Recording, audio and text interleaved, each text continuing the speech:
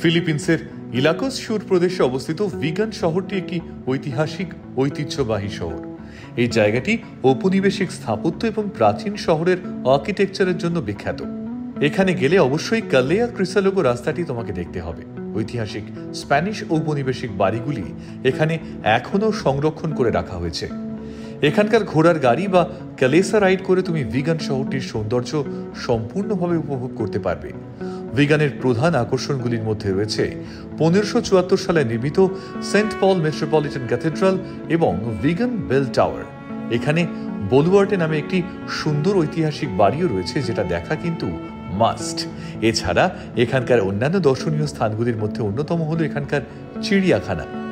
ভিগানে গেলে অবশ্যই এখানকার স্থানীয় কুজিনগুলি তোমাকে ট্রাই করে দেখতেই হবে। ভিগানের বিখ্যাত খাবারগুলির মধ্যে রয়েছে একটি বিশেষ ধরনের সসেজ, যাকে স্থানীয় ভাষায় বলে ভিগান লঙ্গানিসা। এছাড়া পোকি পোকি এবং সিনাঙ্গা খেতেও ভুলো না কিন্তু।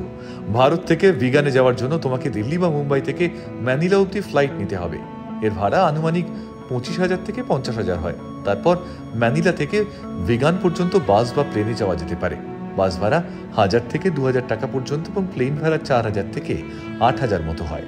ফ্লাইট, সাইট সিইং, থাকা এবং খাবার মিলিয়ে এই ট্রিপের আনুমানিক বাজেট মোটামুটি 50 থেকে 90,000-এর মধ্যে হয়ে যাবে।